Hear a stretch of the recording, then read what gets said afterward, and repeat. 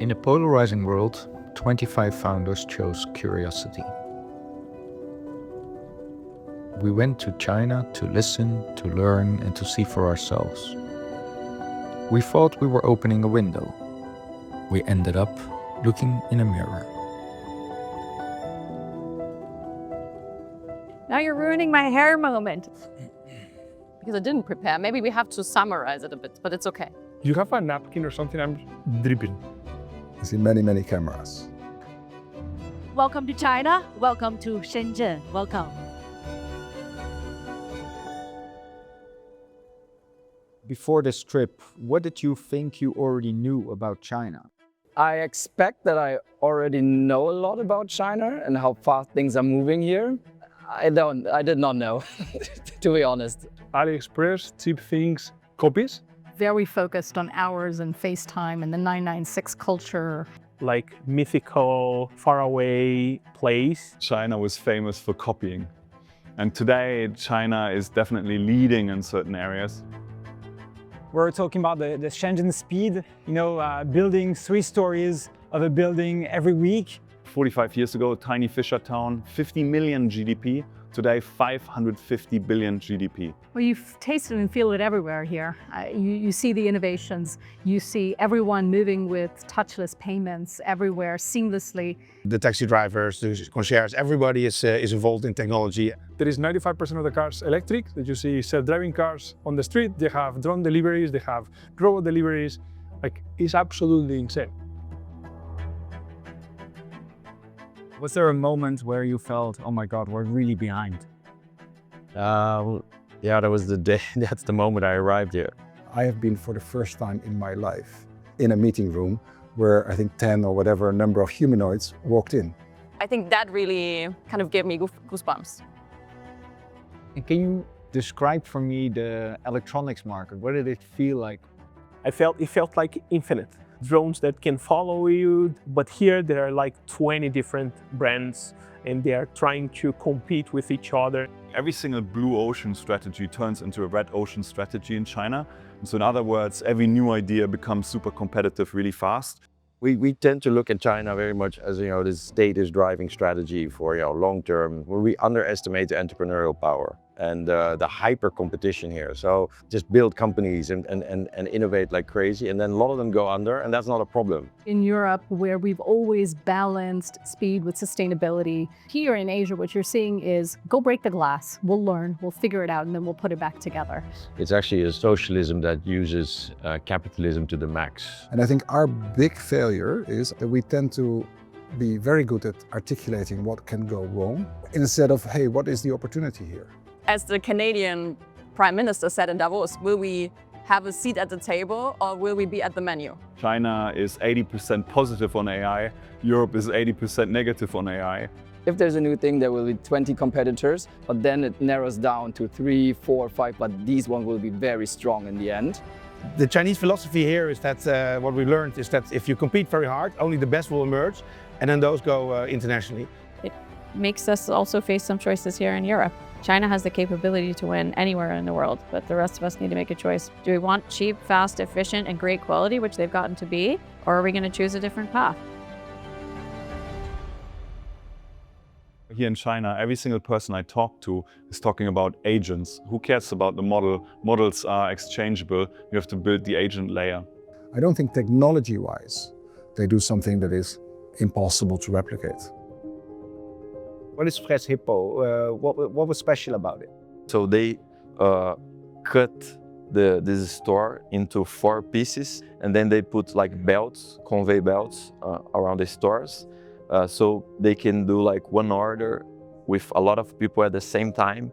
They push super hard with the open source models, and that's a thing that I've learned a lot.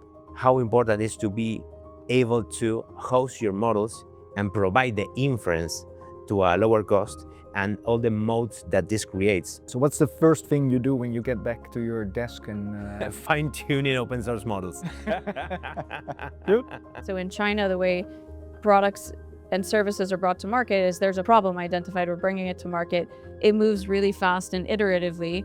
There are 7 million companies starting every year in China, and thousands of those are being built with AI. So your competitor is in a geo that you can't even fathom, is building at a pace that you have never seen before. If you haven't started really working on rebuilding your company processes around AI yesterday, well, it's really time to do it today. Daphne asked me twice, there and in the bus earlier, how are you guys at Prosus thinking about bringing along the rest of the society, right, of the community? They teach all the children about AI. The elderly people know exactly how to work Alipay. It's not just the hard-driving tech bros, it's a broader societal thing. They're very curious, I think, as a people. Open to new things, to new technology. I think so too. It's about the density of intelligence, the density of talent, but I think what this is really all about is the density of ambition. The normal Chinese person or family is earning $4,000 a year. However, if I get a computer science degree, I get $40,000. And so that ambition, that hunger is just absolutely off the scale. And it's no longer the aspiration of people to work for a foreign company. Now the aspiration is to work for one of the biggest Chinese companies. It was mind-opening to me what you and Prosus did.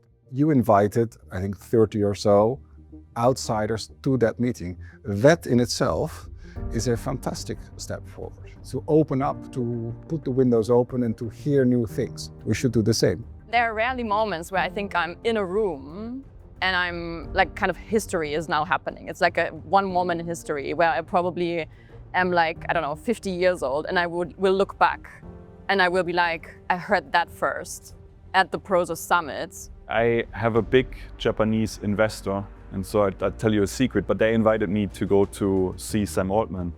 And Prosus at the same time asked me to come to China. And I'm so glad I did, because you just feel like you live in the future here in China. There's so much more innovation at scale here. And that's also the value of the ecosystem of Prosus that you have developed over time, and that global perspective. And in these fields, let's say front runners that are of outstanding quality, and bringing them together is something that no single country can do. Nothing comes close to actually being on the ground and having the conversations with the people and understanding how and why they build the products that they do, because it goes far beyond any headline that you see in the news today, which is always polarizing. And yet there's so much to learn from each other, and there's more commonality in some of the problems we're trying to solve.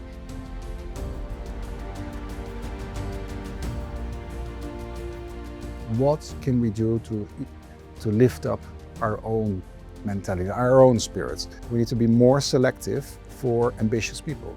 Speed, speed, speed. We are fast as a scale-up, but we need to challenge us. How can we be even faster now? I think we have no time for jet lag. We have not even time for this interview. We really need to act now. Any recommendations for people in government, politicians? I think we have the most advanced regulation for AI and the least AI. If we continue with that level of limitations, it is going to be very, very complicated to make things happen. Like, we have this obsession in Europe of putting regulation to everything. Well, the easiest one is to send our politicians to Silicon Valley and to Shenzhen, and basically see the pace of innovation and AI development in Silicon Valley, because it's still superior, I think. But then look at how execution at scale happens in China. This was the first time I left China thinking they no longer see any other country or region in the world with any competitive advantage. When I lived there, it was like we buy our blue air and our air purifier from Sweden. We buy this thing from the Netherlands and this thing from Germany because that's quality. And if you're talking about health and your family and your house, you always go for a foreign brand. That moment's passed. I think it was 5:30 this morning. I had a journal for 3 days and I wrote almost 40 pages of my reactions of the last 3 days. And I think the experience has been so insane, so huge, that it's going to be an experience that as I go forward with my company, as I go forward with my life, I will continue saying, hey, that happened in China, or they do that in China that way. I still need to digest it. Like, it's been mind-blowing.